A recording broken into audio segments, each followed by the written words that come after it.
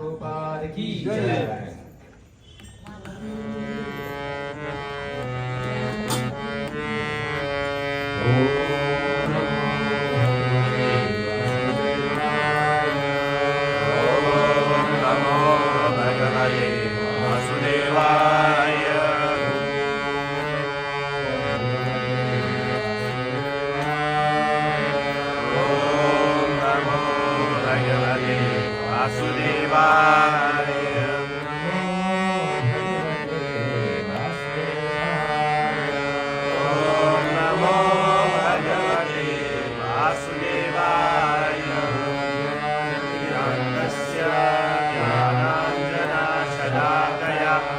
चक्षुरुन्मिलितं येन तस्मै श्रीगुरुवे नमः।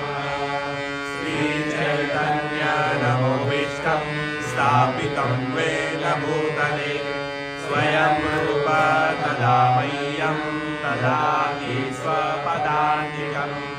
वन्देऽहं श्रीगुरो श्रीगुरुपदकमलं श्रीगुरो वैष्णवांश्च श्रीरूपं साग्रजातं सदना रघुनाथं वितं तं सजीवं साद्वैतं सावधूतं परिजनसहितं कृष्णचैतन्यदेवं श्रीराधा कृष्णपदा सगना ललिता श्रीविशाखान्वितांश नमो विष्णुपदाय कृष्णकृष्णाय भूतले श्रीमते भक्तिवेदान्ता स्वामी नामिने।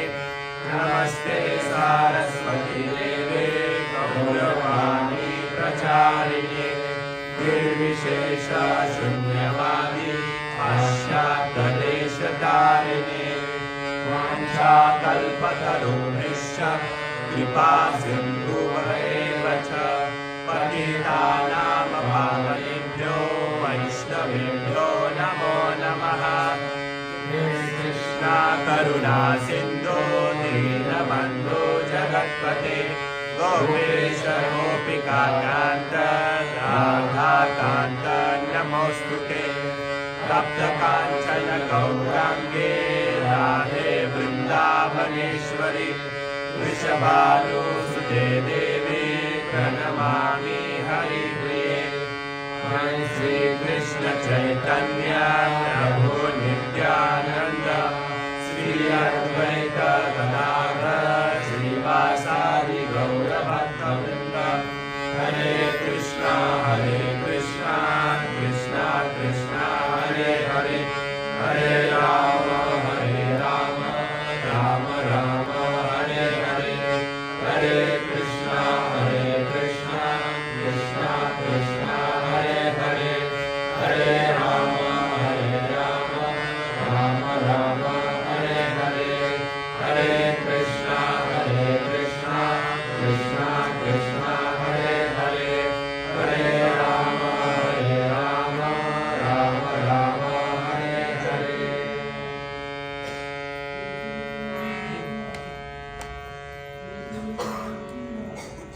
हरे कृष्ण हरे कृष्ण।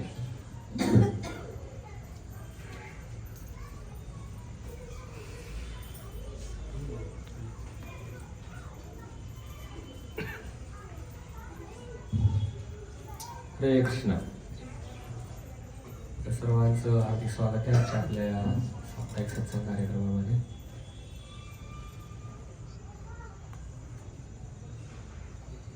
तर मागच्या आठवड्यामध्येच आम्ही अयोध्या, चित्रकूट, गया, वाराणसी आणि प्रयाग तर ही सर्व स्थळं इथली दर्शनं करून आलो आणि जवळजवळ सोबत 350 लोक होते। त्याच्यामध्ये आपले वाघ प्रभू आणि लाल गोविंद प्रभू हे दोन आपले वाईचे पण भक्त त्याच्यामध्ये होते। तर सुंदर यात्रा आमची पार पडली। तर थोडक्यात आम्ही कशी यात्रा केली तर त्याविषयी थोडक्यात इथं आपण चर्चा करूया, चालेल ना? आजचा टॉपिक अयोध्या, चित्रकूट, गया, वाराणसी आणि प्रयाग या विषयावर आपण चर्चा करू। तर आम्ही प्रत्यक्ष यात्रा करून आलो आणि तुम्हाला ही यात्रा मानसिक रूपामध्ये करायचं भाग्य मिळणार आहे. तर ज्या ज्या स्थळांची मी माहिती सांगत जाईल त्या स्थळावर तुम्ही काय करायचंय, आत्मचिंतन करायचंय, ध्यान करायचंय, जेणेकरून तुम्हाला हे काय होणार आहे, ती यात्रा केलेल्याचा लाभ मिळणार आहे. तर जवळजवळ 11 दिवसांचा आमचा हा कालावधी होता यात्रेचा. तर 17 तारखेला आम्ही निघालो, बरोबर. आणि वाघ प्रभू 14 तारखेला. प्रभूजी किचन टीम मध्ये सेवा करण्यासाठी होते. तर स्पेशल सेवा प्रभूजी होती, किचन सेवा. 17 तारखेला आम्ही निघालो आणि 18 तारखेला रात्री चित्रकूटमध्ये पोहोचलो 11 वाजता. आणि मग 19 तारखेपासून यात्रा सुरू झाली. तर कोणकोणती स्थळं पाहिली त्याची थोडक्यात माहिती आपण सांगत जाऊ आणि ज्या ज्या ठिकाणी कथा येतील त्या ठिकाणी आपण कथा करत जाऊ. ठीक आहे. तर चित्रकूटमध्ये 18 तारखेला पोहोचलो. 19 तारखेला यात्रेची सुरुवात झाली. तर सकाळी आम्ही 19 तारखेला अत्री अनुसया हे स्थान पाहायला गेलो चित्रकूटमध्ये. तर अत्री मुनी आणि अनुसया देवी हे चित्रकूटमध्ये निवास करत होते. ज्यावेळी चित्रकूटमध्ये प्रभू रामचंद्र आणि सीता माता निवास करण्यासाठी जातात, अयोध्या सोडतात, त्यावेळी अनुसया देवीशी सीता मातेची भेट होते.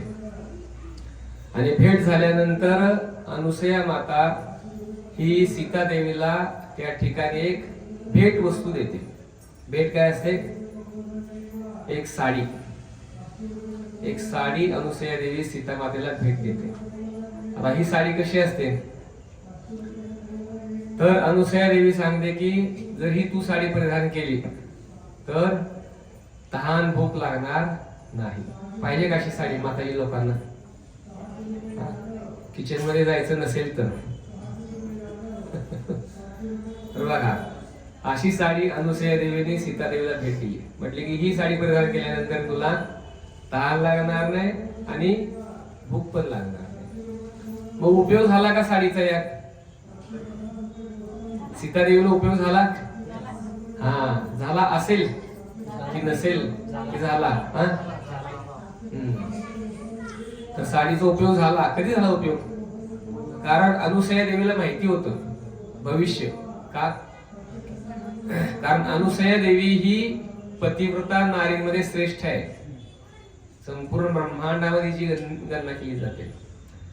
तर तिला माहित होतं की सीता देवी जीवनामध्ये पुढं काय प्रसंग घडणार आहे. सीता देवीचं अपहरण रावणाने केलं आणि रावणाच्या लंकेमध्ये सीता देवी किती दिवस होती?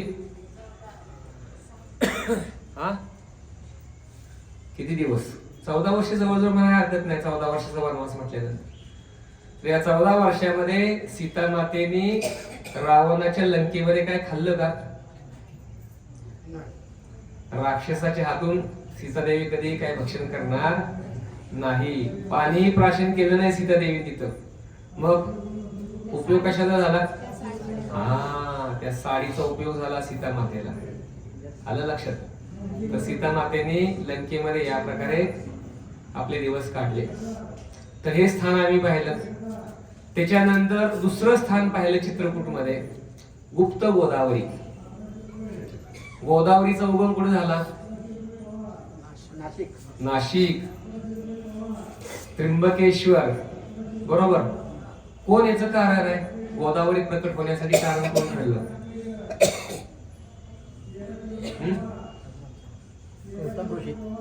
गौतम ऋषी. गौतम ऋषींनी ही गोदावरी प्रकट केलेली आहे. माहिती आहे की नाही? नाशिक किती लोकांनी पाहिले?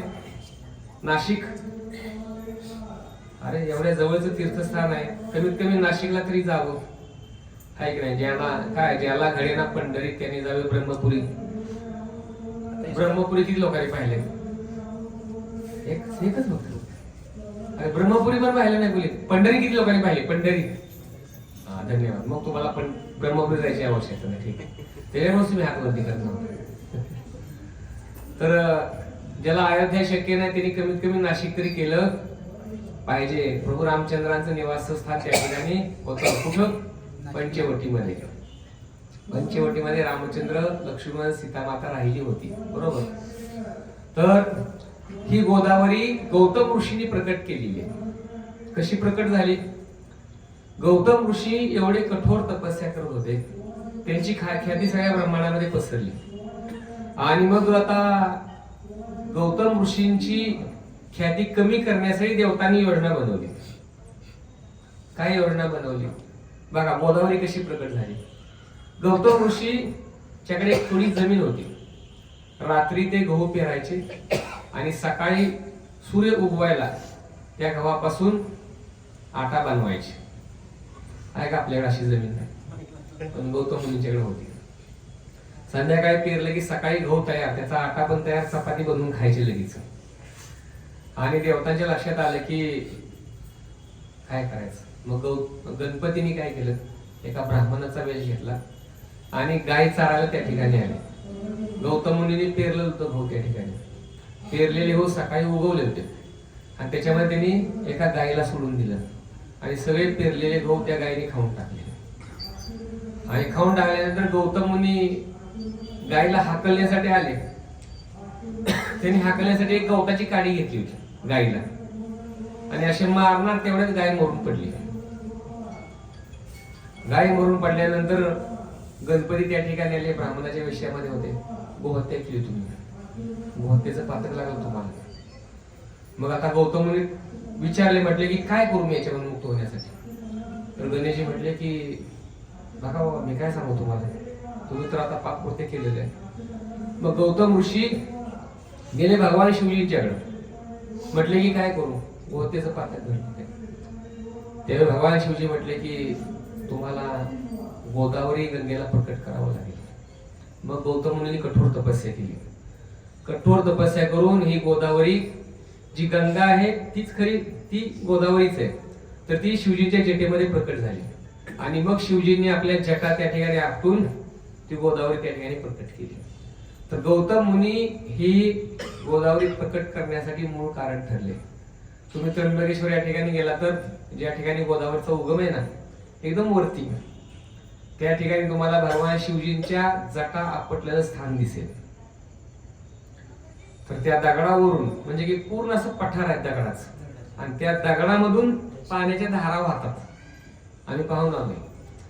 तर त्या ठिकाणी गोदावरी प्रकट झालेलं स्थान आहे. दोन स्थान आहेत, एक खाली स्थान आहे, एकदम टॉपला वर गेलं की मग त्या ठिकाणी पठारावरती शिवजींच्या जटा त्या ठिकाणी स्पष्टपणे दिसतात उठलेल्या खाली दगडावरती, काळ्या दगडावरती. तर या प्रकारे गोदावरी प्रकट झाली. तर ही गुप्त गोदावरी चित्रकूटमध्ये कशी प्रकट झाली? तर सीता माता आणि प्रभू रामचंद्र, लक्ष्मण हे त्या ठिकाणी निवास करत होते. आता गुप्त गोदावरी हे ठिकाण एका गुफेमध्ये, आणि या गुफेमध्ये ही गोदावरी गंगा प्रकट झाली. आता किती लोक बसले पूर्वी त्याच्यामध्ये, त्या गुफेमध्ये? 1000 लोक बसू शकतील एवढी मोठी गुफा आहे. आणि दरवाजा खूप छोटा आहे. दरवाजा फक्त एकच व्यक्ती आत जाईल असा दरवाजा आहे. आणि आतमध्ये जर तुम्ही प्रवेश केला तर त्या गुफेमधलं आतलं सौंदर्य पाहण्यासारखं आहे. आता हे इतकं सुंदर कसं काय? तर असं म्हटलं जातं की जणू काही विश्वकर्माने आतमधलं डिझाईन बनवलेलं आहे, अशी ती गुफा आहे. द्वारकेला मी गेलो होतो, त्या ठिकाणी जांबवन गुफा आहे. जांबवन गुफा पण एवढी मोठी, 1000 लोक आतमध्ये बसतील एवढी मोठी गुफा आहे. आणि दरवाजा केवढा आहे? या खंबा एवढाच फक्त. आतमध्ये फक्त एका वेळेला एकच व्यक्ती आत जाऊ शकतो, एवढी मोठी गुफा. तर सीता माता त्या ठिकाणी राहत असताना प्रभू रामचंद्रांनी इच्छा केली की या ठिकाणी गंगा प्रकट व्हावी. नाशिकहून ही गोदावरी त्या ठिकाणी प्रकट झाली गुप्त रूपामध्ये. तर आजही तुम्हाला त्या ठिकाणी गुफेमध्ये ही गुप्त गोदावरी पाहायला मिळते. आणि ते पाणी गुफेतून बाहेर येतं, पर्वतावरून खाली जातं पायऱ्यापर्यंत, आणि तिथून पुढे ती पुन्हा गुप्त होते. जशी सरस्वती देवी, सरस्वती गंगा, सरस्वती नदी आहे, ही जशी अप्रकट होते गुप्त रूपामध्ये आहे, तसंच ही गोदावरी पण काय आहे? गुप्त रूपामध्ये आहे आणि पुढे अप्रकट होते. तर आतमधलं डिझाईन इतकं सुंदर आहे. सीता माता एकदा त्या ठिकाणी गोदावरी गंगेमध्ये आंघोळ करायला गेली, आपले कपडे बाहेर काढले होते. त्यावेळी त्या ठिकाणी एक राक्षस आला. त्याचं नाव होतं खटखटा राक्षस. काय नाव होतं? खटखटा. आणि त्याने काय केलं, सीतादेवीची कपडे उचलून घेऊन पळत जाऊ लागला. तेवढ्यात रामचंद्र लक्ष्मण त्या ठिकाणी आले आणि पाहिले की अरे हा या ठिकाणी कपडे चोरी करू लागलाय. लगेच रामचंद्राने काय केलं, आपल्या धनुष्यावर बाण लावला आणि सोडला. आणि त्या चोराला काय केलं, बंदिस्त केलं. चोर पण होता, राक्षस पण होता, दोन्ही उपाधी त्याला होते. त्याला बांधलं आणि त्या गुफेमध्ये असं उलट टांगलं. तर वरती जे सुंदर डिझाईन दिसतं विश्वकर्मानी बनवल्यासारखं अगदी, तर ते काळ्या दगडाचं डिझाईन आहे. तो म्हणजे हा खटखटा राक्षस आहे वरती. आणि हा राक्षस घाबरला. त्याला असं वाटलं की कदाचित आपला मृत्यू होतोय की काय. त्यांनी लगेच रामचंद्रांची शरणागती घेतली. म्हटलं की मला क्षमा करा, मी चूक केली. तर रामचंद्र म्हटले की ठीक आहे, आम्ही तुला क्षमा केलेलं आहे. तू असाच या ठिकाणी काय होशील, उलट्या अवस्थेमध्ये आम्ही तुला टांगलेला अवस्थेत ठेवू. तो म्हणला ठीक आहे, पण माझी खाण्याची काहीतरी व्यवस्था करा. तर रामचंद्र लक्ष्मण म्हटले की तुला खाण्यासाठी या ठिकाणी काय असणार आहे. तर जेवढी पण लोक या ठिकाणी गुफेमध्ये गोदावरी दर्शन करायला येतील, लोकांच्या हृदयामध्ये असणारे अनर्थ हे तुझं खाद्य असेल. काय आपण भाजी भाकरी चपाती खातो की नाही, तसं या राक्षसाला खाण्यासाठी काय दिलं, अनर्थ. जेवढे पण कलियुगामध्ये लोक येतील इथं गोदावरी दर्शन करण्यासाठी, त्यांच्या हृदयामधले सगळे अनर्थ तू खाऊन टाकायचे. आणि असा आशीर्वाद त्याला दिला. म्हणून जेवढी पण लोक जातात आतमध्ये, त्यांचे सर्व अनर्थ हा राक्षस खाऊन टाकतो. हा लक्षात. असं हे स्थान आहे, सुंदर स्थान आहे, एकदम गुप्त गोदावरी निसर्गरम्य ठिकाणी हे स्थान आहे. 20 रुपये तिकीट आहे त्या ठिकाणी आतमध्ये जाण्यासाठी. त्यानंतर आम्ही हनुमान धारा ठिकाण पाहायला गेलो. हनुमान धारा हे पर्वतावरती एक ठिकाण आहे. हनुमानजींनी लंका दहन केल्यानंतर चित्रकूटमध्ये आले. हे हनुमानजी रामचंद्राला म्हटले की शरीराचा खूप दाह होतोय माझ्या, काहीतरी व्यवस्था करा. त्यावेळी प्रभू रामचंद्राने त्या ठिकाणी गंगा प्रकट केली आणि ती गंगा बरोबर हनुमानीच्या अंगावरती पडते. त्यांच्या शरीराचा दाह अजूनही कमी झालेला नाही, अजूनही ती गंगा त्या ठिकाणी हनुमानीच्या अंगावरती पडते. वर जाण्यासाठी रोपवेची व्यवस्था आहे, जीपची व्यवस्था आहे, चालत जायची पण व्यवस्था आहे. असे 3 ठिकाण आम्ही पहिल्या दिवशी पाहिले.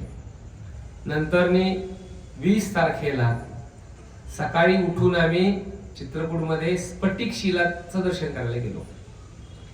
2 शिळा त्या ठिकाणी, एक आहे लखन शिळा आणि दुसरी आहे राम शिळा, राम आणि लखन. तर या ठिकाणी काय प्रसंग घडला, तर प्रभू रामचंद्र या ठिकाणी सीता मातेच्या मांडीवर मस्तक ठेवून विश्रांती करत होते.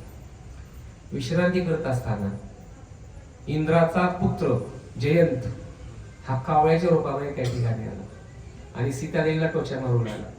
सीतादेवीचं सौंदर्य बघून तो त्या ठिकाणी सीतादेवीला आकर्षित झाला, टोचा मारून आला. आणि रामचंद्राच्या हे लक्षात आलं, त्यांची झोप डिस्टर्ब झाली.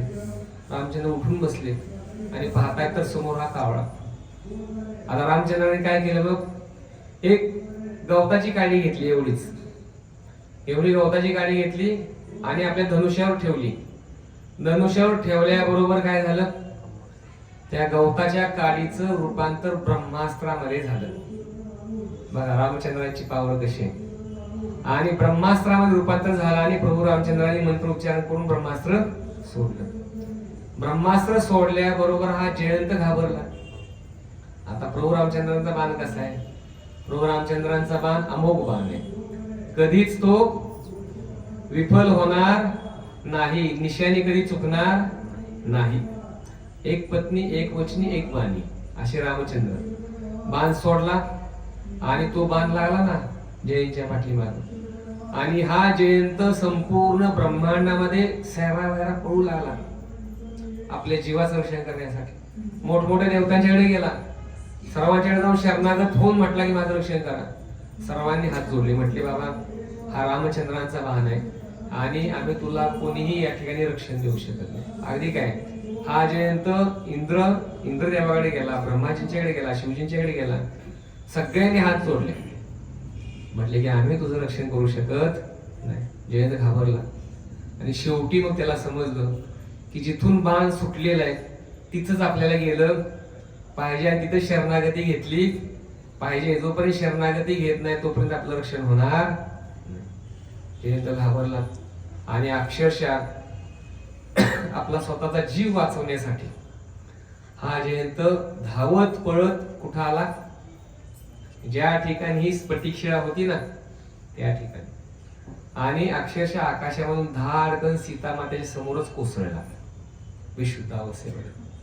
सीतामाता रामचंद्रांना म्हटली की भगवंता हिने शरणागती घेतली ते, याचं रक्षण करण्याची जबाबदारी आपली आहे. प्रभू रामचंद्र म्हटले धनुष्यातून बाण सुटलेला आहे आणि हा बाण आता माघारी भात्यामध्ये रिकामा येणार नाही, याला काहीतरी सेवा द्यावी लागणार. तर मग सीतामाता म्हटली की याला प्राण रक्षण तरी द्या म्हटले. हा पनिशमेंट तर द्या म्हटले पण हिचे प्राण घेऊ नका. तर रामचंद्र म्हटले की ठीक आहे, हे ब्रह्मास्त्र आहे, सोडलेलं तर आहे, पण याचा काय करेल, एक डोळा घेईल. म्हणून बघा कावळ्याला एकच डोळा आहे, माहिती आहे तुम्हाला. हा तो इकडे पण एका डोळ्याने इकडे पण एका डोळ्याने पाहत असतो. आलं लक्षात. दिसायला दोन दिसतात परंतु इकडनं इकडे इकडे इकडे असा फिरवत असतो डोळा. तुम्ही बारकाईने लक्ष दिले नाही तर लक्ष येईल तुमच्या कावळ्याला एकच डोळा आहे, पण तो एक डोळा पण जबरदस्त आहे बरं का, पॉवरफुल डोळा दिलेला आहे. आपल्याला दोन डोळे असून पण आपल्याला नीट दिसत नाही, कधीच आपल्याला. हा कावळ्याला एकच डोळा आहे.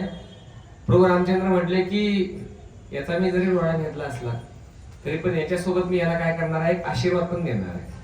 काय आशीर्वाद, तर कावळ्याला आशीर्वाद आहे. हा कोणता आशीर्वाद आहे, हा पिंडाला स्पर्श करण्याचा आशीर्वाद प्रभू रामचंद्रांनी कावळ्याला दिलेला आहे. कावळ्याला शाप पण दिला, म्हटले की तुझं कुणी स्पर्श करून घेणार नाही. बघा जिवंतपणे कावळ्याचा स्पर्श झाला तर लगेच कृष्णा मायला तरी कमीत कमी जाऊन आंघोळ केली पाहिजे. काय कावळ्याचा स्पर्श झाला की आंघोळ केली पाहिजे.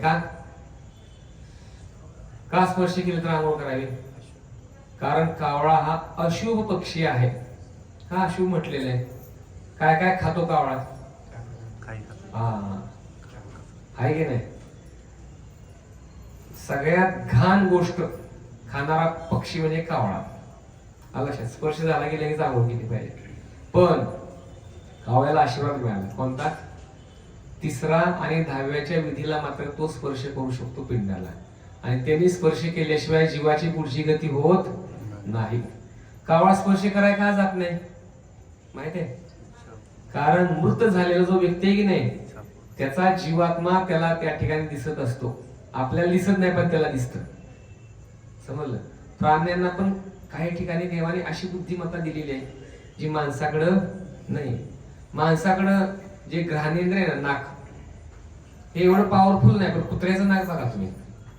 हा कुठलाही वास त्याला द्या, पोलिसांच्याकडं कुत्रे असतात कशासाठी, आरोपी शोधण्यासाठी. आरोपी त्या ठिकाणी मर्डर करून जरी गेला असला की नाही तर त्या आरोपीच्या वासावरती ते कुत्र त्या आरोपीला शोधून काढतात. याची माहिती, अधिक माहिती हनुमान प्रभू आपले देतील. ऐकलं, कुत्र्याचा वापर केलाय का डिपार्टमेंटला, असं अजून कोण डिपार्टमेंटचं नाही ना आपल्याकडे, प्रभूंच्या शिवाय. आमच्याकडे साताऱ्याकडे बरीच लोक आहेत डिपार्टमेंटचे, तिथं फक्त प्रभू एकटेच. अरे डिपार्टमेंटचे नाही, तुम्ही आर्मीचे असते, आर्मीला पण असते का. हा कुत्र कुठून पण शोधून काढते, इतकं पॉवरफुल असते. तसं कावळ्याला पण तो जीवात्मा दिसतो. आणि तुम्ही बघा बारकाईने, काही वेळेला कावळा एकदम जवळ जाईल परंतु त्या पिंडाला स्पर्श करणार नाही. का स्पर्श करत नाही, कारण तो जीवात्मा त्या ठिकाणी फिरत असतो. तो फिरणारा जीवात्मा दिसला की कावळा त्या ठिकाणी राहत नाही. तर म्हणून कावळ्याला हे ज्ञान रामचंद्राने दिलं आणि मग त्याचा एक डोळा फेडला आणि त्याला अभय प्रदान केलं. तर स्फटिक शिळा या ठिकाणी हा प्रसंग झाला. मोठी शिळा आहे. या शिळेवर प्रभू रामचंद्रांच्या चरणांचे ठसे आहेत, सीतामातेचे चरणांचे ठसे आहेत. लक्ष्मणाच्या चरणाचे पण ठसे आहेत. तर असं सुंदर स्थान आहे मंदाकिनी गंगेच्या किनाऱ्यावर. तर मंदाकिनी गंगा पण आहे चित्रकूटमध्ये. मंदाकिनी आहे, शरयू आहे, पद्मावती आहे, अशा 3 नद्या, गोदावरी आहे. 3 नद्यांचा उगम आहे चित्रकूटमध्ये. तर अत्री मुनींच्या तपस्येने मंदाकिनी गंगा त्या ठिकाणी प्रकट झाली होती. अत्री आणि अनुसयाची तपस्या, दोघांच्या तपस्येने मंदाकिनी नदी ही चित्रकूटमध्ये प्रकट झाली. तर स्फटिक शिळे दर्शन केल्यानंतर आम्ही चित्रकूट पर्वत पाहण्यासाठी गेलो. चित्रकूट पर्वताचं नाव आहे कामतगिरी.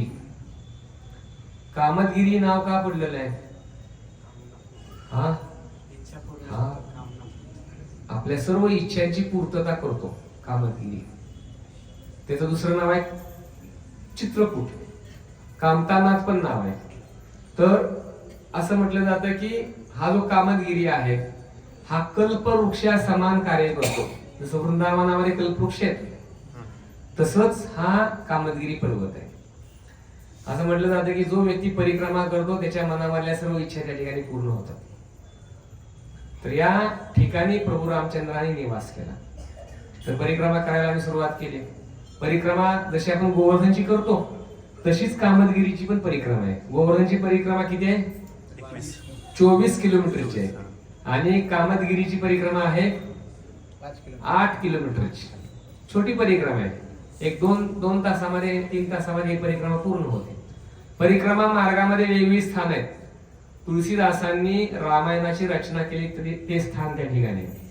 तुळशीदासांनी त्या ठिकाणी रामायणाची रचना केली. तुळशीदासांचा हस्ताक्षर त्या ठिकाणी. देहू मध्ये जसं तुकाराम महाराजांचं हस्ताक्षर आहे की नाही, जपून ठेवलेलं आहे, तसं तुळशीदासांचं पण हस्ताक्षर त्या ठिकाणी आहे. ते स्थान पाहिल्यानंतर पुढे काही अंतरावर गेल्यानंतर नरसिंहदेवाचं स्थान आहे परिक्रमा मार्गावर. त्या ठिकाणी मी नरसिंह आरती म्हटली. नरसिंह आरती म्हटल्यानंतर पुढं दुर्गादेवीचं एक स्थान आहे सुंदर. या मंदिरामध्ये लोक सीताराम आपल्या पोटाने लिहितात. जो व्यक्ती सीताराम लिहितो त्याच्या मनामध्ये सर्व इच्छांची पूर्तता होते. ते स्थान पाहिल्यानंतर काही अंतर चालून गेल्यानंतर चित्रकूटमध्ये राम आणि भरत भेट हे खूप सुंदर स्थान त्या ठिकाणी पाहायला मिळते. या ठिकाणी सुंदर प्रवचन झालं आमचं. तर या ठिकाणी भरत हे प्रभू रामचंद्रांना भेटण्यासाठी चित्रकूटमध्ये आले आणि भेटण्यासाठी आल्यानंतर आपण पाहतो भरत ज्यावेळी रामचंद्रांना आलिंगन करतात आणि आलिंगन केल्यानंतर भरताच्या आणि प्रभू रामचंद्रांच्या नेत्रांमधून अश्रुधारा वाहू लागतात आणि त्यांचे अश्रू पाहून लक्ष्मण आणि सीतादेवी पण अश्रू ढाळायला सुरुवात करते. आणि हा आक्रोश करत असताना रामचंद्रांच्या भरताच्या चरणाखालचे दगड आहेत हे वितळून गेले. सीतामातेच्या चरणाखालचे पण दगड वितळले, लक्ष्मणाच्या चरणाखालचे पण दगड वितळले. आणि ज्या ज्या ठिकाणी हे दगड वितळलेले आहेत त्या त्या ठिकाणी सुंदर मंदिर बनवलेले आहे. आज पण आपण त्या ठिकाणी गेलो तर हे चरणाचे ठसे आपल्याला पाहायला मिळतात. जसं आपण गोवर्धनची परिक्रमा करताना पाहिलं का? कुठं कुठं पाहिलं? आठवतं कुठं पाहिलेलं? हा, भगवान श्रीकृष्णाच्या चरणाचे ठसे पाहिले की नाही आपण? कुठं कुठं पाहिले बघू सांगा. हा, कुठं कुठं पाहायला मिळतात? गोवर्धन मध्ये, वृंदावन मध्ये. हा, राधा दामोदर मंदिरामध्ये गोवर्धन शिळा आहे. पाहिली का आपण गोवर्धन शिळा आहे? हा, किती परिक्रमा करावी लागतात गोवर्धन शिळेला? 4 परिक्रमा केली की एका परिक्रमेचं फळ मिळतं आपल्याला, बरोबर? या शिळेवर काय काय उमटलेलं आहे सांगा? गाईचं खूर आहे, भगवान श्रीकृष्णांची वासरे आणि भगवान श्रीकृष्णांच्या चरणांचे ठसे आहे त्या गोवर्धन शिळेवरती. जीव गोस्वामींना नाही, सनातन गोस्वामींना भगवान श्रीकृष्णांनी स्वतः ही शिळा भेट दिली आणि सांगितलं की तू वयोवृद्ध झालेला आहे, आता तू गोवर्धनची परिक्रमा करू नकोस, केवळ या शिळेच्या 4 परिक्रमा कर, तुला गोवर्धन शिळेचं फळ मिळेल. मग सनातन गोस्वामींनी त्या ठिकाणी परिक्रमा करायला सुरुवात केली. अजून कुठं कुठं आहेत सांगा चरणांचे ठसे? साक्रीखोरला आहे, बरोबर आहे, बेस्ट. अजून सांगा पुढची. फिसलन पहाडी किती लोकांनी पाहिली? फिसलन पहाडी, काम्यवन आहे की नाही ठसे तिथं? हा, फिसलन पहाडीला आहे. अजून कुठे सांगा?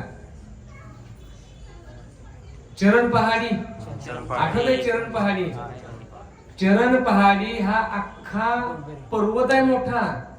या पर्वतावर जिकडं बघील तिकडं तुम्हाला गायीच्या खुरांचे ठसे पाहायला मिळतील, वासरांचे ठसे पाहायला मिळतील, गोपींच्या चरणाचे ठसे पाहायला मिळतील, गोपांच्या चरणाचे ठसे पाहायला मिळतील. या चरण पहाडीवर केवळ आणि केवळ राधा राणीचे भगवान श्रीकृष्णाचे चरण आहेत, आहे की नाही? स्पेशल आपण पाहायला गेलो तो चरण पहाडी, बरोबर. अजून भोजन थाली, श्रीकृष्णाची भोजन थाली आहे की नाही? इथं पण बघा थाळी उमटलेली आहेत आतमध्ये. अजून अजून कुठं कुठं पाहायला मिळतं? हा, चंद्रभागेच्या किनाऱ्यावर राजीने एकदम जबरदस्त उत्तर दिलं. विष्णुपद, विष्णुपदला आहे की नाही? बासरी, गाईचं खूर आणि भगवान श्रीकृष्णाचे चरणाचे ठसे आहेत. बेस्ट. वा. गोवर्धनची परिक्रमा करताना दान घाटीच्या पुढे एक स्थान येतं बघा, तिथं पण चरणाचे ठसे आहेत, बरोबर. गोल पोखर नावाचं ठिकाण आहे, तिथेही चरणाचे ठसे आहेत. सखीगिरी नावाचं ठिकाण आहे, तिथेही ठसे आहेत. भरपूर ठिकाणी ठसे आहेत उमटलेली. तसं चित्रकूटची परिक्रमा करताना राम, भरत, लक्ष्मण, सीता यांच्याही चरणाचे ठसे उमटले. का उमटले ठसे? तर भगवंतांच्या प्रेमाच्या अश्रूंद्वारे आणि जी भावविभोर नाही की भक्तीची, त्यांनी दगड पण वितळलेले आहेत. माणसं वितळत नाही पण दगड वितळतात, आहे की नाही? आपण हरिनाम घेतो परंतु डोळ्यातून अश्रू येतं का आपल्या? आलं पाहिजेत अश्रू, आहे की नाही? हरिनाम घेणाऱ्या व्यक्तीच्या डोळ्यांमधून अश्रुधारा वाहिल्या पाहिजेत पण अश्रू येत नाहीत. का येत नाहीत? कारण आपलं हृदय हे त्या दगडासारखं कठोर आहे की नाही?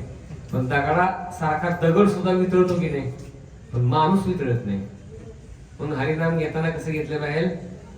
ध्यानपूर्वक केलं पाहिजे. जर आपण ध्यानपूर्वक हरे कृष्ण महामंत्र जप करू लागलो तर निश्चितपणे आपल्याही डोळ्यातून अश्रुधारा होऊ शकतात. असं हे स्थान आहे राम भरत भेट. त्याच्यानंतर पुढे काय अंतरावर गेलो?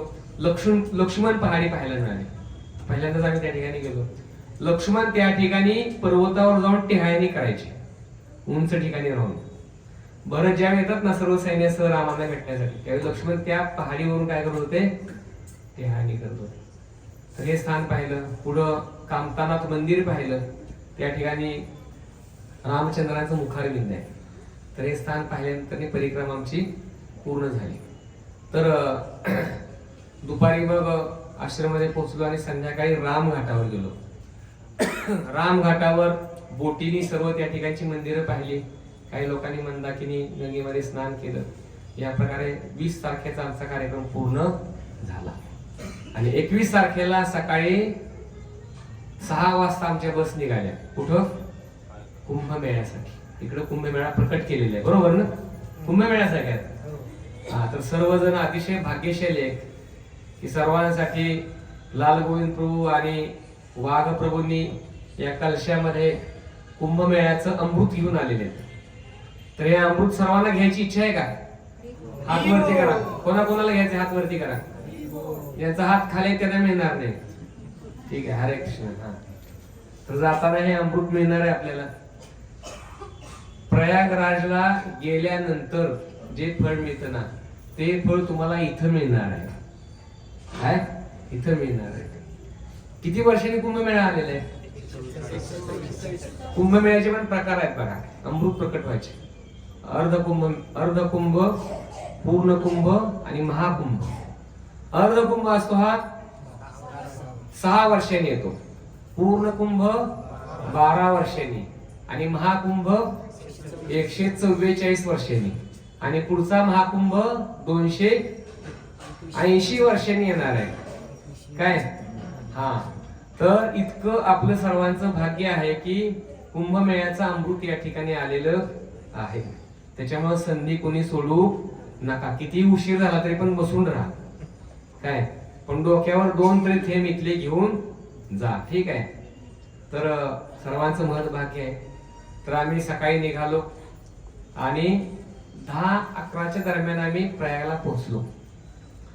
12 किलोमीटर लांब बस थांबवलेले असतात. किती? प्रयाग पासून 12 किलोमीटर बाहेर. आणि मग तिथून इलेक्ट्रिक बसनी आम्ही प्रयागमध्ये गेलो आणि इलेक्ट्रिक बसनी सोडल्यानंतर जवळजवळ 10 किलोमीटर चालावं लागलं गंगा यमुना सरस्वतीच्या संगमावर जाण्यासाठी. आणि 10 किलोमीटर चालल्यानंतर मग संगमावर जाऊन त्या ठिकाणी डुबकी मारली आमच्या लोकांनी. जवळजवळ सर्वांनीच डुबकी मारली. काय एकदम 2-4 लोक राहिले असतील जी वयोवृद्ध असतील. सर्वांनी डुबकी मारल्यानंतर पुन्हा 10 किलोमीटर चालत इलेक्ट्रिक बसमध्ये आलो आणि तिथून मग जागेवर बसमध्ये पोहोचलो. तर हा जो कुंभमेळा आहे हा विशेष कुंभमेळा आहे. तर या ठिकाणी अमृत प्रकट झालं, बरोबर ना? तर आता हा कुंभमेळा भरण्याचं कारण काय आहे? तर असुरांच्या मध्ये आणि देवतांच्या मध्ये हे मंथन झालं होतं, बरोबर? असुर आणि देवतांच्या मध्ये हे मंथन झालं होतं. कुठं झालं मंथन माहितीये काय? समुद्र मंथन कुठं झालं? राक्षस आणि देवतांच्या मध्ये हे मंथन झालं होतं, बरोबर? पण स्थान कुठं होतं माहितीये कोणाला? हा, क्षीरसागरामध्ये झालं. प्रयागमध्ये झालं का? प्रयाग हे गंगा यमुना सरस्वतीचा संगम आहे. आलं लक्षात? हे समुद्रामध्ये झालेलं मंथन आहे. आणि हे मंथन पृथ्वीवर झालं का? नाही, पृथ्वीवर झालेलं मंथन नव्हे. मग कुठं झालं सांगा? हा, कुठं झालं हे मंथन? क्षीरसागरामध्ये झालं, बरोबर आहे. क्षीरसागर कुठे आहे? हा, क्षीरसागर म्हणजे दुधाचा समुद्र. दुधाच्या सागरामध्ये मंथन झालेलं आहे, समजते? दुधाच्या सागरामध्ये. हा कुठं सागर आहे? ध्रुव लोकावर आहे. ध्रुव लोक. ध्रुव लोक माहिती आहे सर्वांना? ध्रुव लोकावर. आता बघा ध्रुव लोक कुठे आहे सांगू? बघा हे गोल ब्रह्मांड आहे. गोल ब्रह्मांड, बरोबर? या ब्रह्मांडामध्ये पृथ्वी कुठे आहे? हे गोल ब्रह्मांड, हे ब्रह्मांड अर्ध गर्भोदक जलाने भरलेलं असतं.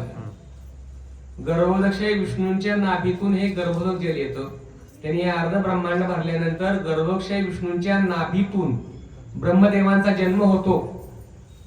ब्रह्मदेवांचा जन्म झाल्यानंतर ब्रह्मदेव त्या कमळ नाळेमध्ये ही संपूर्ण सृष्टी बनवतात. समजलं? सृष्टीमध्ये 14 लोक आहेत, बरोबर? पृथ्वीपासून वर 7 लोक आणि पृथ्वीपासून खाली 7 लोक. आलं लक्षात? तर ही कमळ नाळ ब्रह्मदेव प्रकट झाले त्या नाळेमध्ये ही संपूर्ण सृष्टी बनवली, बरोबर? पृथ्वी मध्यभागी आहे, त्याच्या वर 7 प्लॅनेट, त्याच्या खाली 7 प्लॅनेट आणि मध्यभागी जम्बूद्वीप आहे. जम्बूद्वीपाच्या बाजूने 7 समुद्र आहेत. त्याच्यामध्ये दुधाचा समुद्र, तुपाचा समुद्र, लोण्याचा समुद्र, हे सगळे समुद्र आहेत. दारूचा पण समुद्र आहे तिकडे वरती. जम्बूद्वीप मध्ये आलं. जम्बूद्वीपाच्या मध्यभागी एक मेरू पर्वत आहे. असा मेरू पर्वत, बरोबर? मेरू पर्वताच्या बरोबर सेंटरला वरती ध्रुव लोक आहे आणि त्या ध्रुव लोकाच्या बाजूने ही संपूर्ण प्लॅनेटरी सिस्टम अशी रोटेट होत असते. आलं का लक्षात? काय थोडंफार समजलं? हे गोल ब्रह्मांड, बरोबर? अर्ध जलाने भरलेलं आहे. गर्भोदकशाही विष्णूच्या नाभीतून ब्रह्मदेव जन्माला आले. कमळनाळ, त्या कमळनाळेमध्ये 14 भुवन आहेत. मध्यभागी पृथ्वी, त्याच्या खाली 7 लोक, त्याच्यावर 7 लोक. खाली कोणते लोक आहेत? अतल, वितल, सुतल, रसातल, तलातल, रसातल, महातल, पाताल, बरोबर? हे खालचे लोक. वरचे भूर लोक, स्वर्ग, जनलोक, तपलोक, मोहलोक, ब्रह्मलोक, असे वरचे 7 लोक.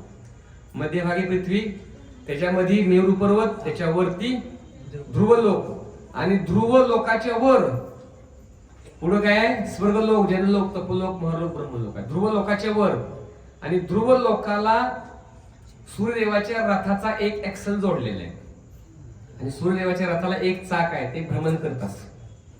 सूर्यदेव भ्रमण करतात असे, बरोबर? त्या ध्रुव लोकावरती हा क्षीरसागर आहे.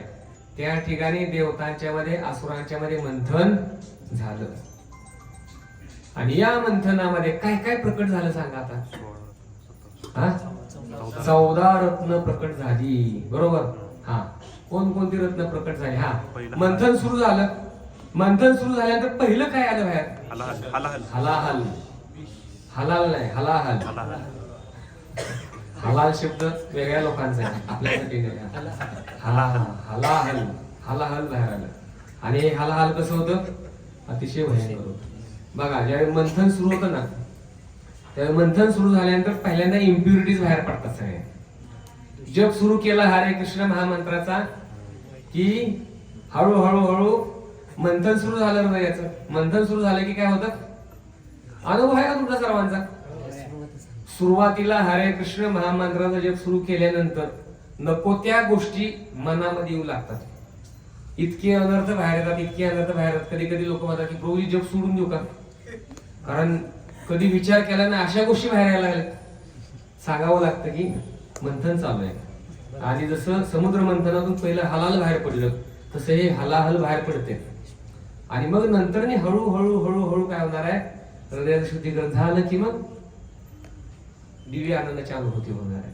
तर म्हणून मंथनावरून पहिल्यांदा विष बाहेर पडणार आहे, ध्यानात ठेवायचं. हलाहल बाहेर पडलं आणि संपूर्ण ब्रह्मांड जाळू लागलं. देवताने असुर पण घाबरून गेले. मग कोण प्रकट झालं? भगवान शिवली प्रकट झाले. आणि ते सगळं हलाहल प्राशन केलं आणि कंठामध्ये साठवून ठेवलं. म्हणून निळकंठेश्वर नाव झालं शिवलीचं. पहिलं हलाहल प्रकट झालं. आणि मग नंतर कोणकोणत्या गोष्टी प्रकट झाल्या? उच्चश्रवा घोडा प्रकट झाला, ऐरावत हत्ती प्रकट झाला, लक्ष्मी प्रकट झाली, उर्वशी प्रकट झाली, रंभा प्रकट झाली, अजून कौस्तुभमणी प्रकट झाला, धन्वंतरी प्रकट झाली. सगळ्या औषधी कुठून आल्या माहितीये? धन्वंतरी पासून, क्षीरसागरातून औषधी प्रकट झालेल्या आहेत सगळ्या. सर्दी, थंडी, ताप, खोकला ह्या सगळ्यातून मुक्त होण्यासाठी ही औषधी धन्वंतरीने आणली. अजून पारिजात प्रकट झाला आहे की नाही? कामधेनू गाय प्रकट झाली आहे. सगळे सांगितले तुम्ही. हा, वारुणी पण प्रकट झाली. हा, आणि मग अजून काय? सारंग धनुष्य पण प्रकट झाला. शारंग, हा सारंग धनुष्य. बरोबर. अजून काय काय झालं? पांचजन्य शंख नाही. पांचजन्य शंख हा भगवान श्रीकृष्णांना प्रभास क्षेत्र मिळालेले.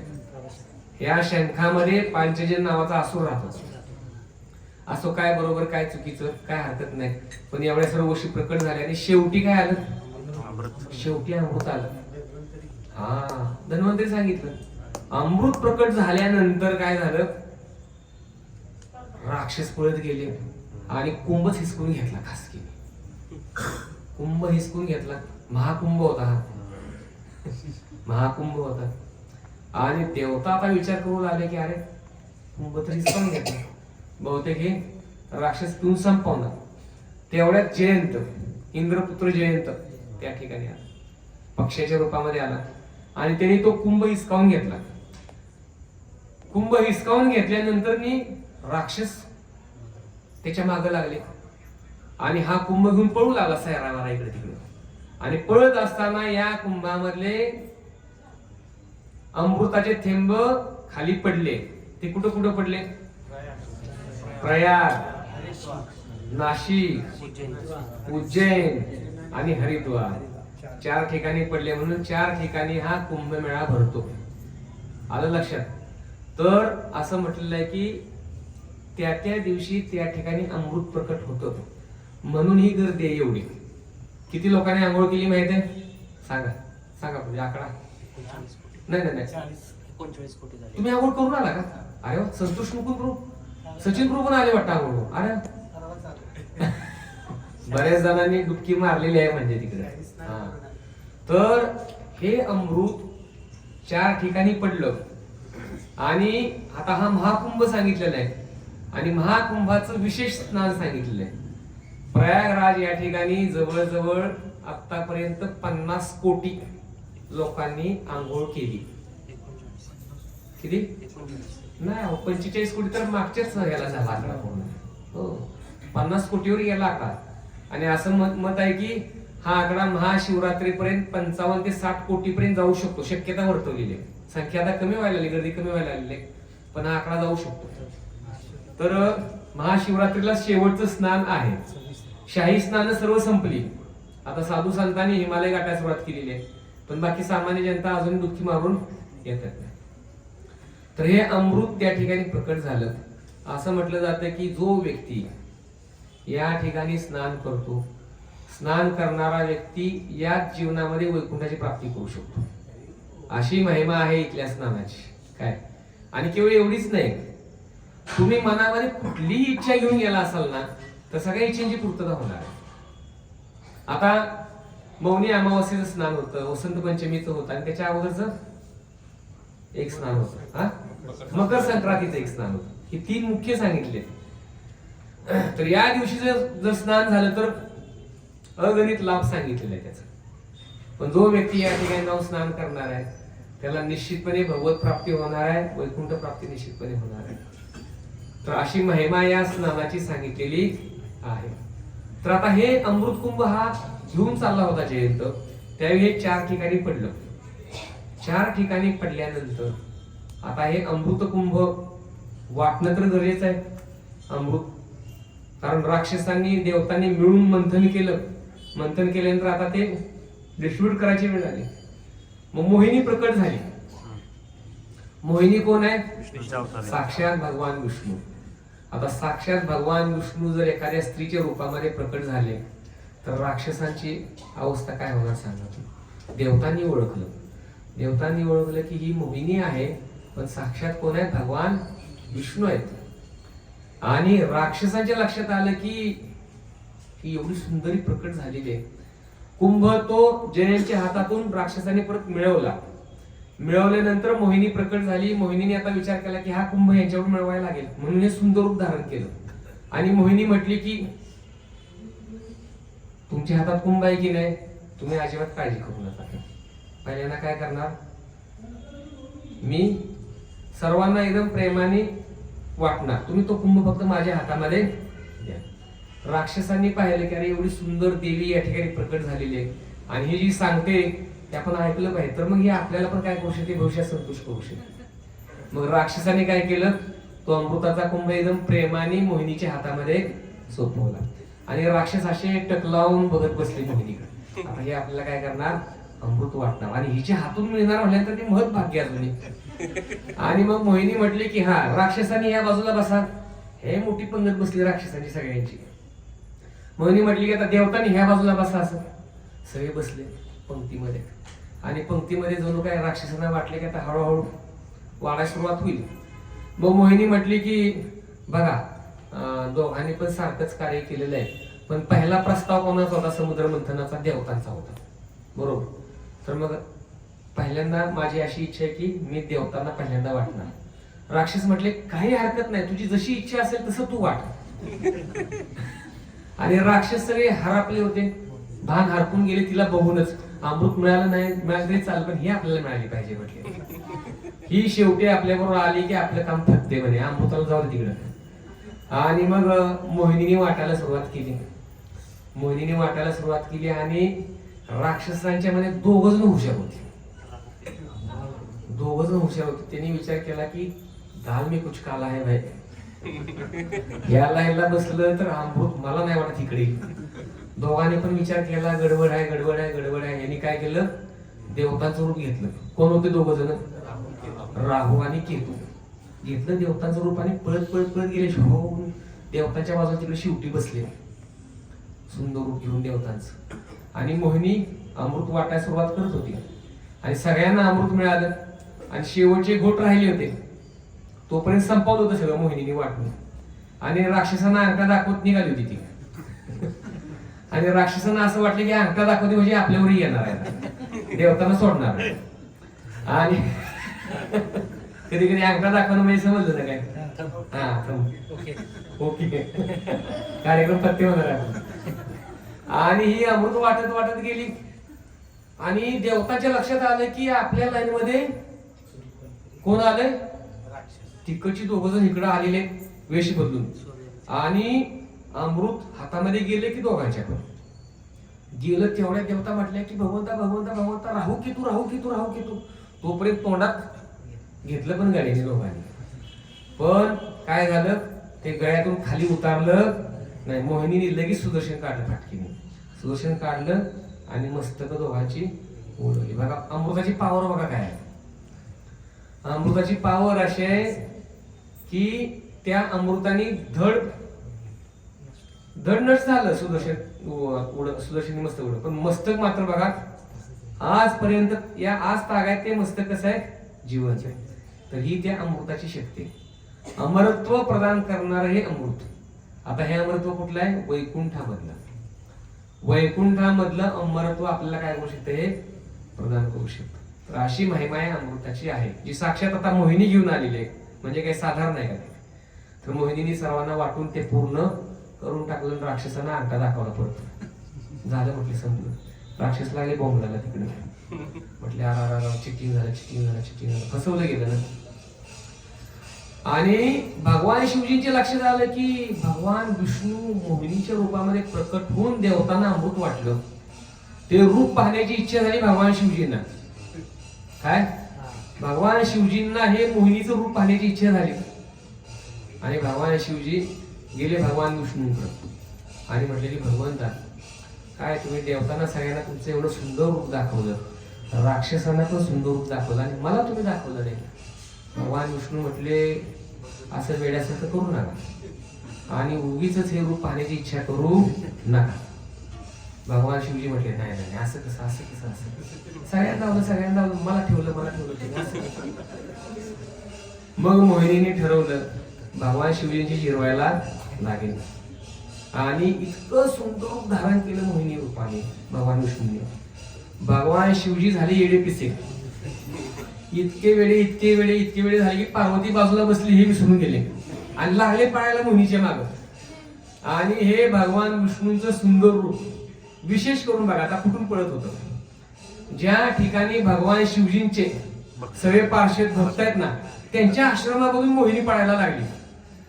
आणि भगवान शिवजींचे सगळे भक्त बाहेर आले, बघायला लागले.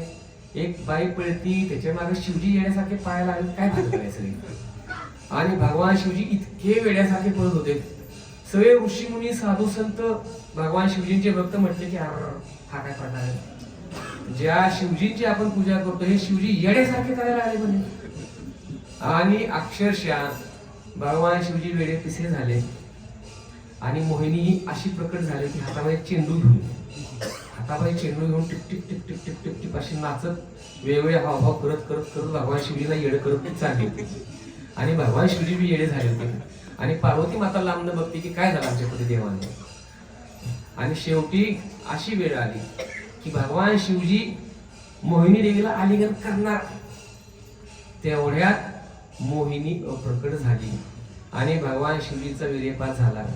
ते वीर्य म्हणजे काय माहित आहे, पृथ्वीवरचं सगळं सोनं आपण जे हातात गळ्यात घालतो की नाही, हे सगळं सोनं आहे. भगवान शिवजींचं वीर्य पण काय सोन्याच्या रूपामध्ये प्रकट झाले. आणि भगवान शिवजी डोक्याला हात लावून बसले खाली थक्कून. म्हणजे काय आपण गडपाडलो म्हणे पारच.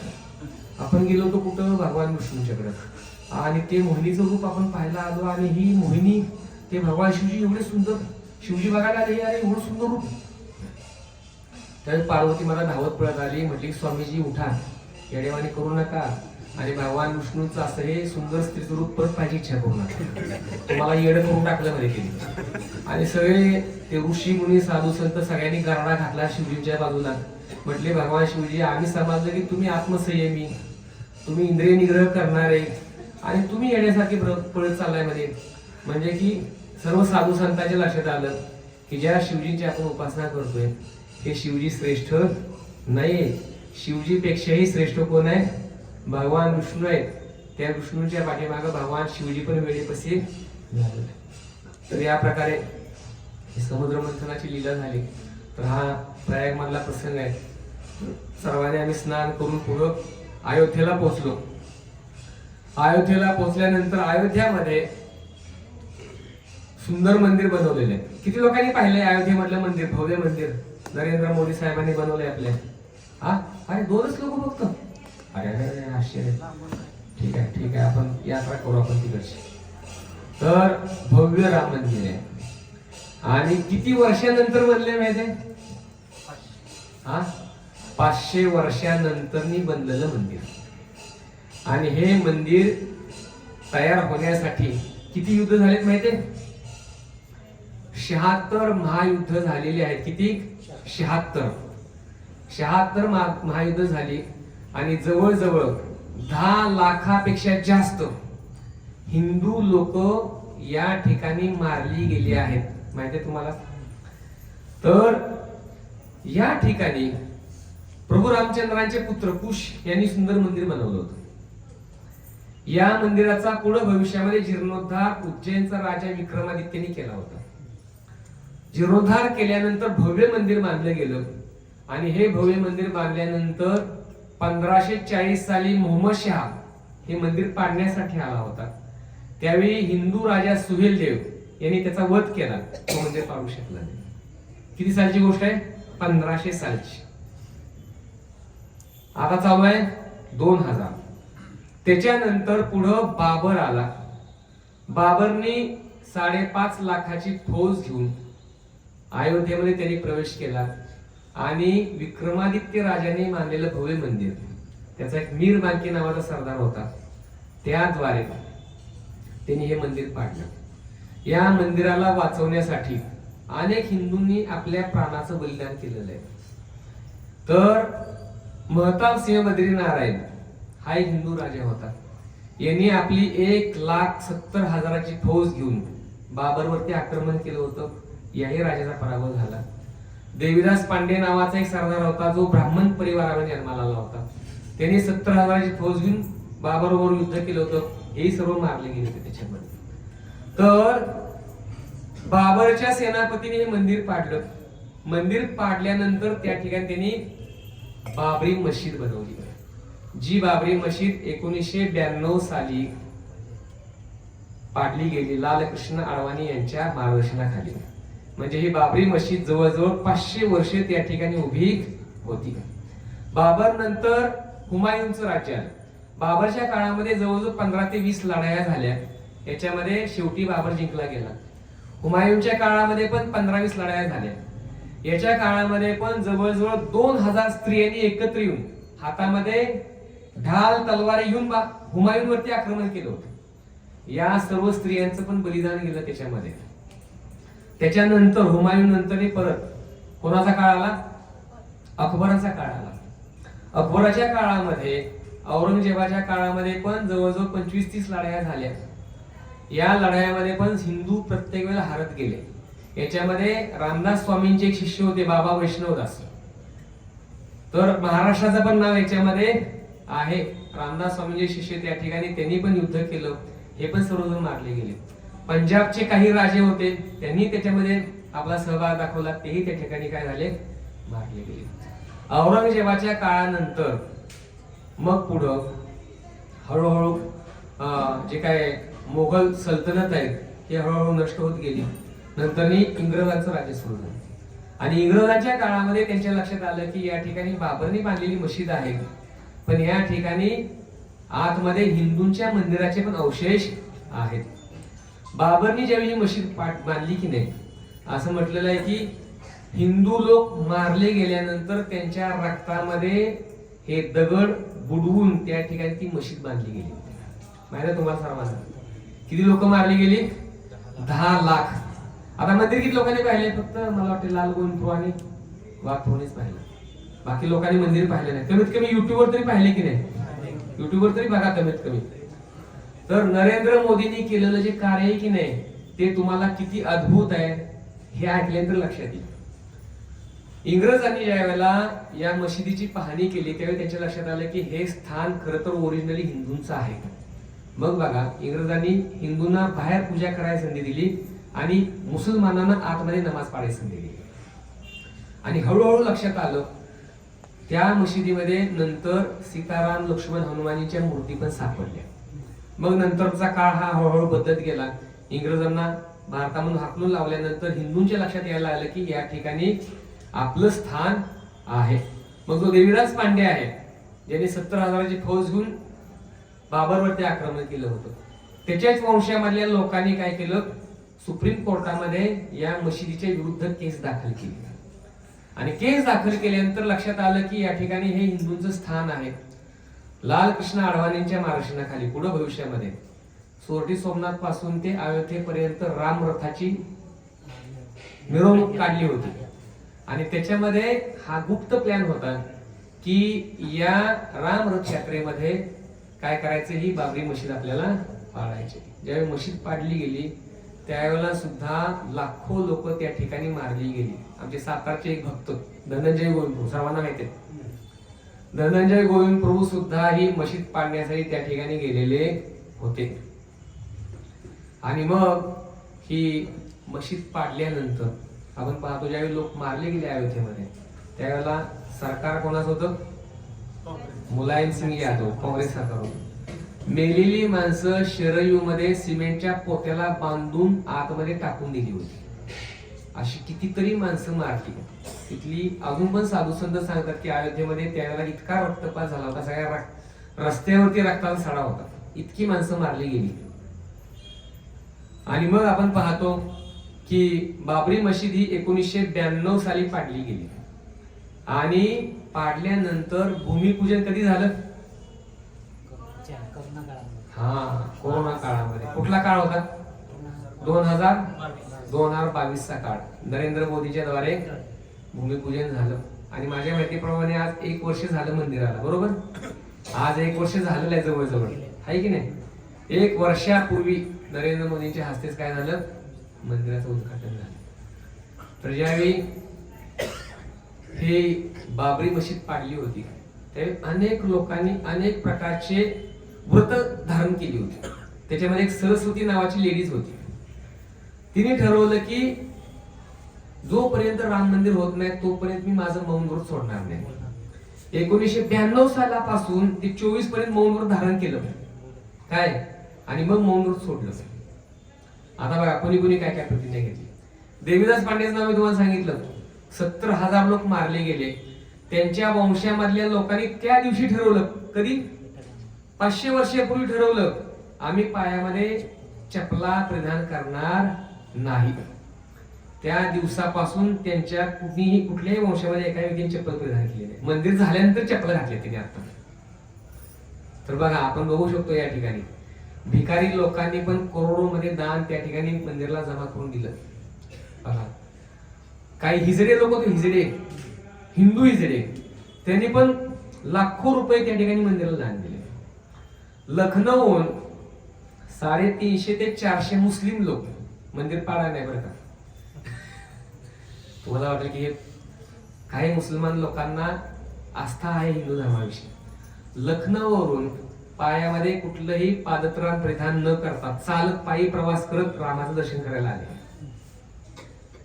तर एक मुसलमान चांगला असू शकतो पण सगळे मुसलमान चांगले असू शकत नाहीत, हे लक्षात ठेवा. तर एका व्यक्तीने अगरबत्ती बनवली होती.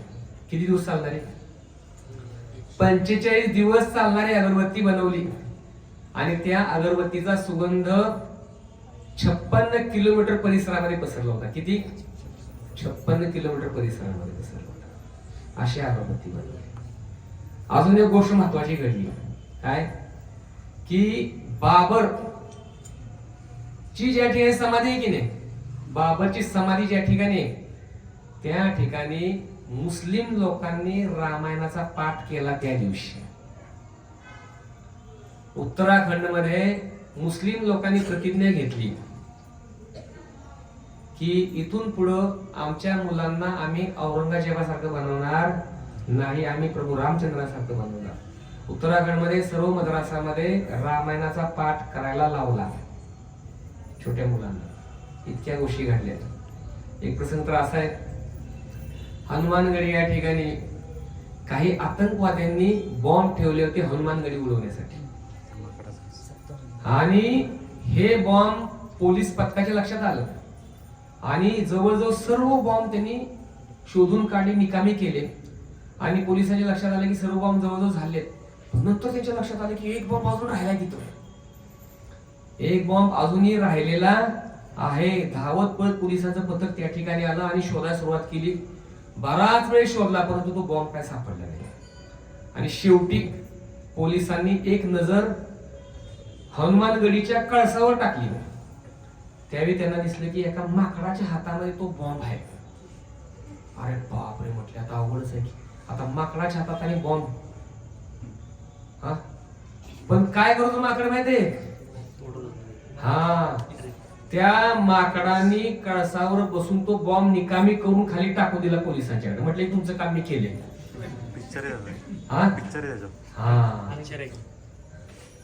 तर हनुमानजी आज पण आपली लीला करतात हे ऐकल्यानंतर पटते तुम्हाला सर्वांना?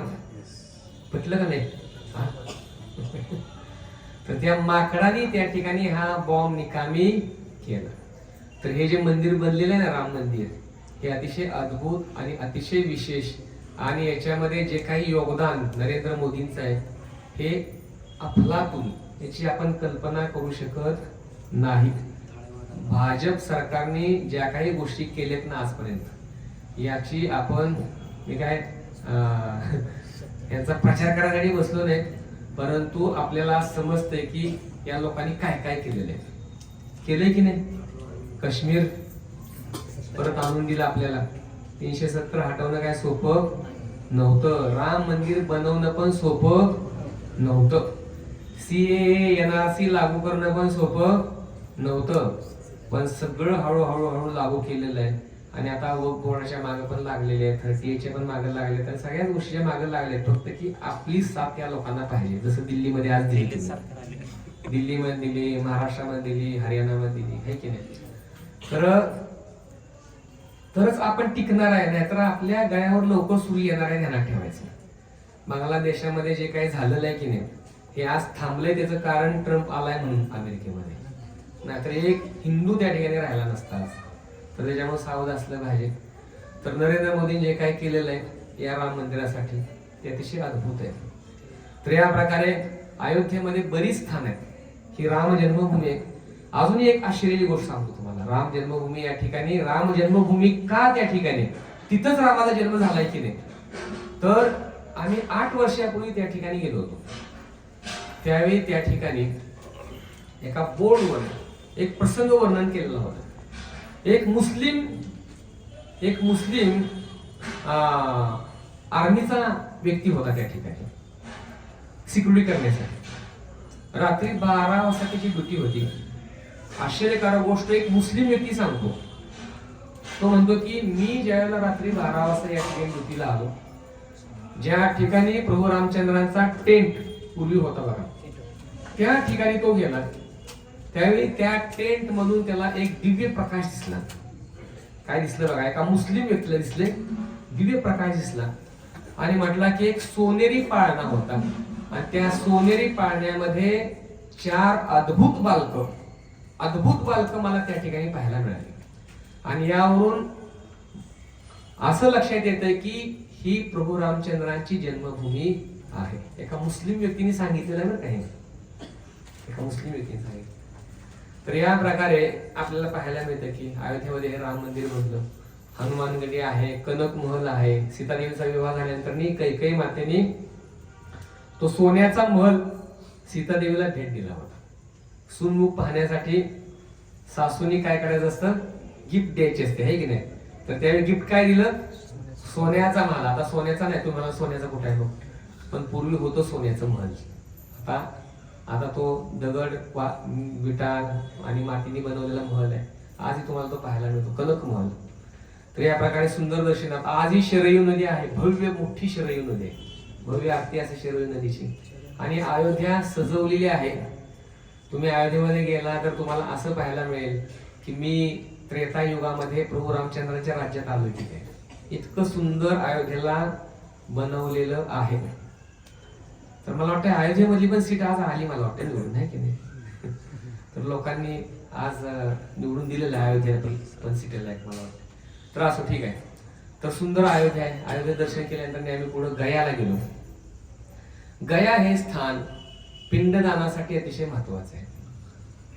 आता गयाची पण कथा बघूया आपण. तर गया या ठिकाणी 2 गया आहेत. एक आहे विष्णू गया, दुसरे आहे बोध गया. बोध गया या ठिकाणी भगवान बुद्धांचं स्थान आहे आणि विष्णू गया या ठिकाणी गयासुराचं स्थान आहे. तर सृष्टीच्या निर्मितीच्या वेळी सृष्टी निर्मितीमधून गयासूर नावाचा राक्षस प्रकट झाला. तर मी आतापर्यंत 2 राक्षसांचे विषय ऐकलेले आणि हे 2 राक्षस कोण आहेत? एक आहे भागवतामध्ये वृत्रासूर आणि दुसरा हा आहे गयासूर.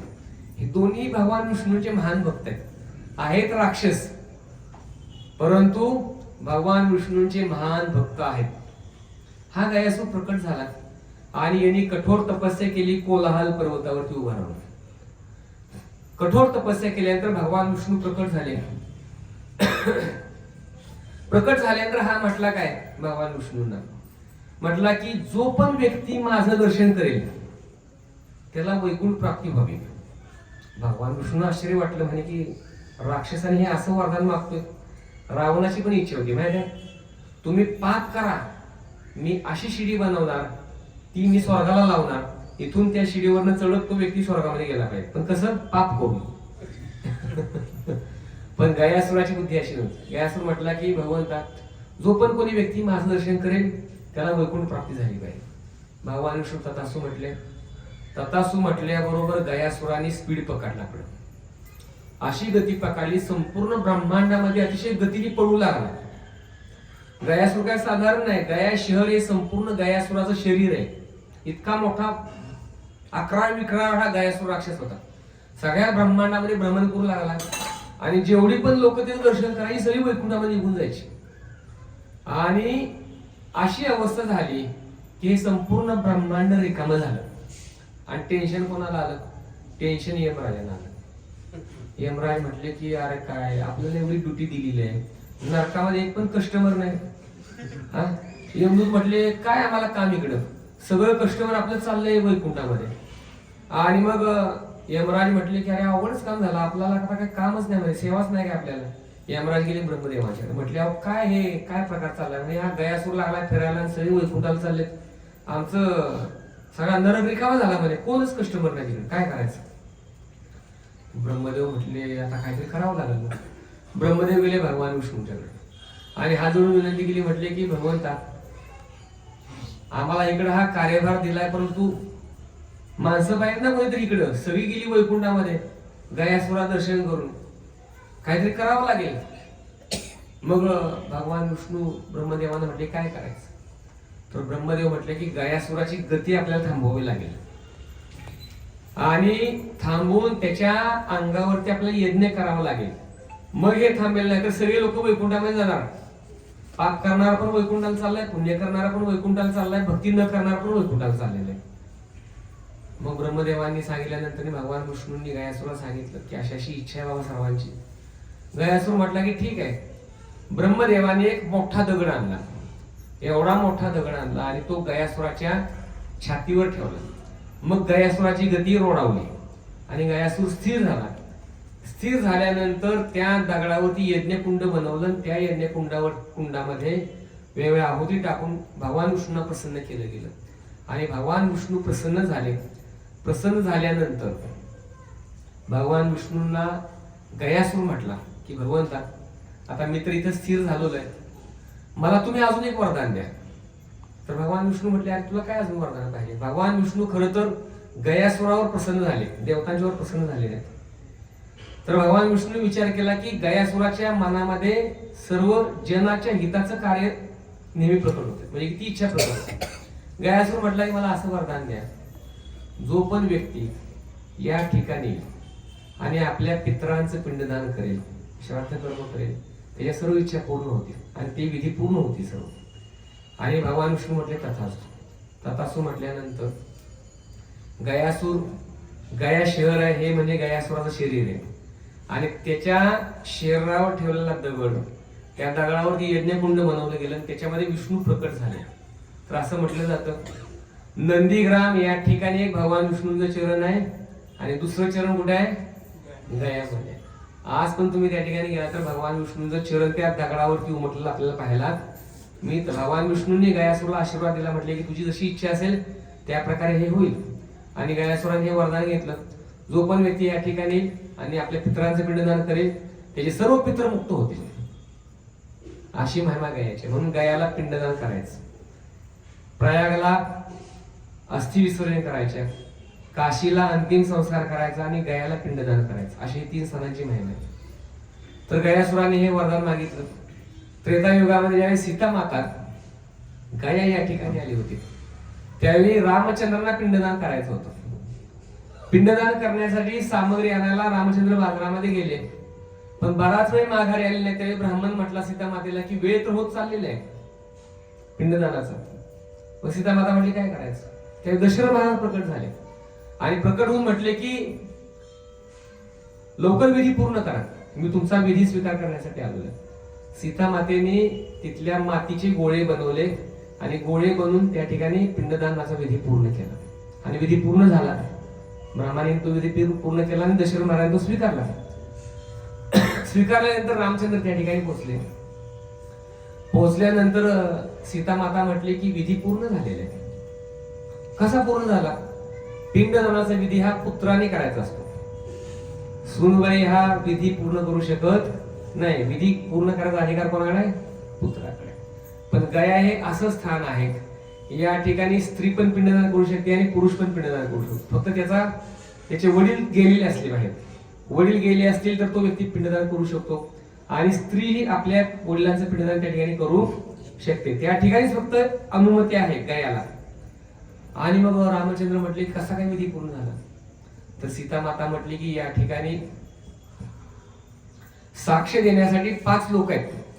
रामचंद्र म्हटले कोण कोण साक्ष देण्यासाठी. तर सीता माता म्हटली की फल्गू गंगा या ठिकाणी ही साक्षीदार आहे, ब्राह्मण या ठिकाणी साक्षीदार आहेत, तुळशी साक्षीदार आहेत, गाय साक्षीदार आहे आणि हा अक्षयवट साक्षीदार आहे. रामचंद्र क्रोधित झाले, विचार करू लागले की अरे कसं काय शक्य, पुत्राशिवाय विधी पूर्ण होऊ शकत नाही. रामचंद्रांचा क्रोध बघून 4 लोक घाबरले. कोण कोण घाबरले. रामचंद्राने ब्राह्मणाला विचारलं विधी पूर्ण झाला का. ब्राह्मण म्हटला नाही. भगवानासमोर कसं काय म्हणायचं विधी पूर्ण झाला, पुत्राशिवाय विधी पूर्ण होत नाही. ब्राह्मण खोटा बोलला. नंतर मी नदीला विचारलं, फल्गू नदीला विधी पूर्ण झाला का. नदी म्हटली नाही. नंतर गाईला विचारलं विधी पूर्ण झाला का. गाय म्हटली नाही. नंतर तुळशीला विचारलं विधी पूर्ण झाला का. तुळशी पण म्हटली नाही. एकच व्यक्ती खरं बोलला आणि ते कोण होतं. अक्षयवट. तो अक्षयवट अजून त्या ठिकाणी आहे आणि अक्षयवटाच्या साक्षीनेच तिथले पिंडदानाचे विधी होतात आणि जे पिंडदानाचे विधी होतात त्याच्यामध्ये एक पिंड त्या अक्षयवटाला घेऊन बांधायचं असतं आणि विधी पूर्ण होतो. तर सीता मातेने पाहिलं की अरे आपल्याला कोणीच या ठिकाणी प्रमाण म्हणून कोणी खरं बोललं नाही. सीता माता म्हटली की विधी पूर्ण झालेला आहे, तरी पण तुम्ही काय रामचंद्राला खोटं सांगितलं की विधी पूर्ण झालेला नाही, तुम्हाला मी शाप देते. मग ब्राह्मणाला शाप दिला सीता मातेने, तू नेहमी दरिद्र राहशील, कधी संतुष्ट होणार नाही. ब्राह्मणाला तुम्ही किती पण दक्षिणा द्या, होतो का संतुष्ट. इकडे कोण आहे का ब्राह्मण असले तरी पण आता कथा चाललेली आहे, तुम्हाला हे सहन करावं लागेल. ब्राह्मणाला किती पण दक्षिणा द्या, ब्राह्मण संतुष्ट होत नाही. आणि तिथं लोकांनी अनुभवलं आमच्या लगेच, किती पण दक्षिण नाही तो मागच राहणार. नंतर मी गाईला शाप दिला. गाईला शाप दिला की तू कलियुगामध्ये लोकांचं उष्ट खाशील, अपवित्र खाशील. खाती बघा काय आहे की नाही. तिसरा शाप फल्गू नदीला दिला. काय की तुझं पात्र 12 महिने कोरडं राहील. फल्गू नदीचं पात्र 12 महिने कोरडं आहे. तुम्ही एवढं खाली खोदलं ना तर पाणीच पाणी, पण पात्रामध्ये तुम्हाला कुठंच पाणी दिसणार नाही. पण भाजप सरकारने आता त्या ठिकाणी डॅम म्हणून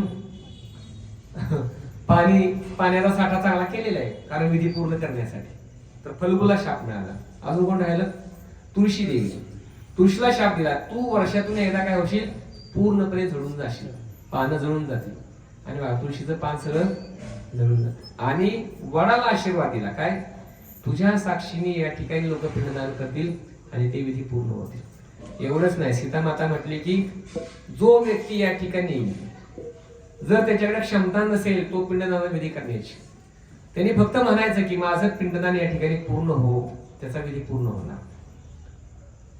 म्हणजे की ज्याच्याकडे काही क्षमता नाही, धन नाही, दौलत नाही आणि ते साहित्य आणण्याची पण त्याच्याकडे क्षमता नाही, त्यांनी जर केवळ म्हटलं ना माझा पिंडदान विधी पूर्ण हो, त्याचा विधी पूर्ण होणार. पण ज्याच्याकडे क्षमता आहे त्यांनी मात्र ते विधी पूर्ण केले पाहिजेत. तर असे प्रसंग गया या ठिकाणी झाले. भगवान बुद्ध ज्यावेळी विरक्त होतात त्यावेळी गया या ठिकाणी जातात आणि बोधी वृक्ष आहे त्या ठिकाणी, पिंपळाचा वृक्ष आहे. भगवान बुद्धांच्या नंतर माझ्या माहितीप्रमाणे हा 4थ्या पिढीचा वृक्ष आहे.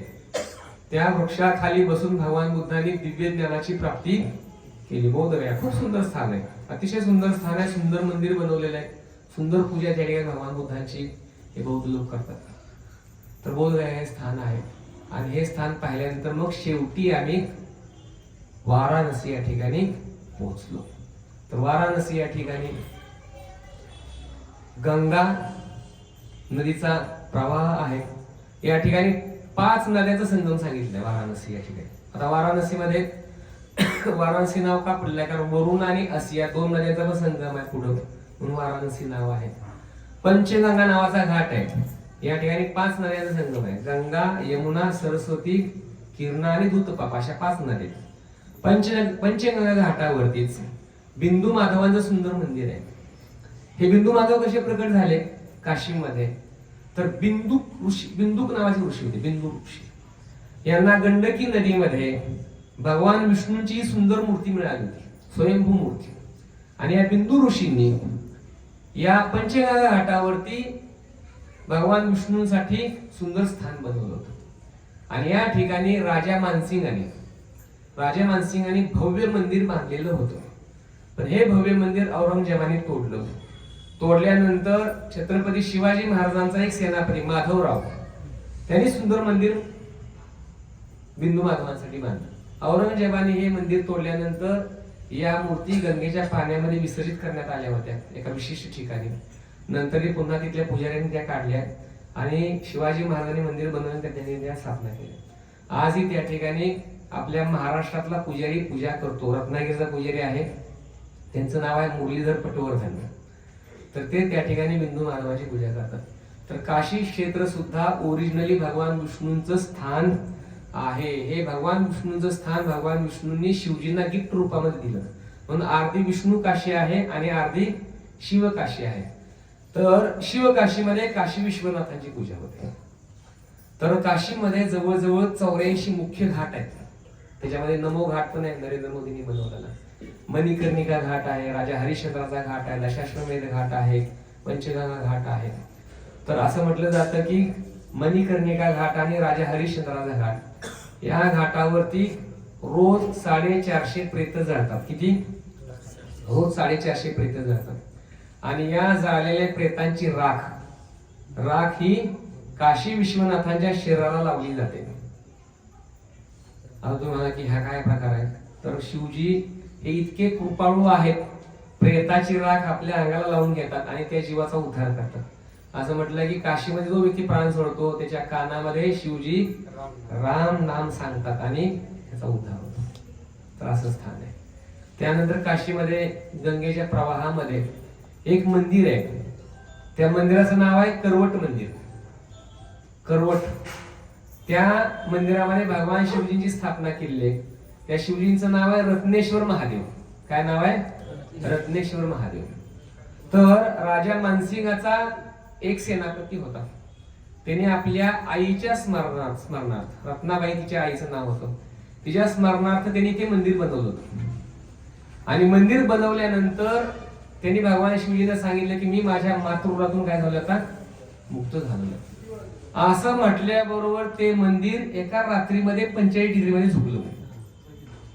आणि भगवान शिवजींनी त्याच्या स्वप्नामध्ये सांगितलं, म्हटलं की तू हे जे वाक्य बोलला ना, मंदिर बांधून मी मातृगृहातून मुक्त झालो म्हणून हे मंदिर झुकलेलं आहे. तुला शाप आहे की हे मंदिर तू बांधलेलं आहेस, परंतु या मंदिरामध्ये इथून पुढे कोणीही पूजा करण्यासाठी येणार नाही. हे शापित मंदिर असेल आणि जर कोणी या ठिकाणी पूजा केली तर त्याला काय होईल, त्या पूजेचं तर फळ मिळणार नाही, उलट त्याला काय होईल, शाप लागेल. म्हणून ते मंदिर त्या दिवसापासून बंद करून ठेवलेलं आहे. पण अतिशय सुंदर मंदिर आहे, बघण्यासारखं मंदिर आहे, पण पूर्णपणे असं झुकलेलं आहे. पूर्ण असं वाटलं की ते पडतंय की काय, पण अजूनही पडलेलं नाही. 400 वर्ष झाली. आपल्याकडे उभ्या इमारती पडतात धडाधड. इकडे हे मंदिर असं म्हणजे तुम्हाला असं वाटेल की ह्याच्या खाली उभं राहू का नको बाबा. पण 400 वर्ष झाली गंगेच्या पात्रात मंदिर आहे, पण पडलेलं नाही. बघा म्हणजे कसं बनवलं असेल मंदिर ते.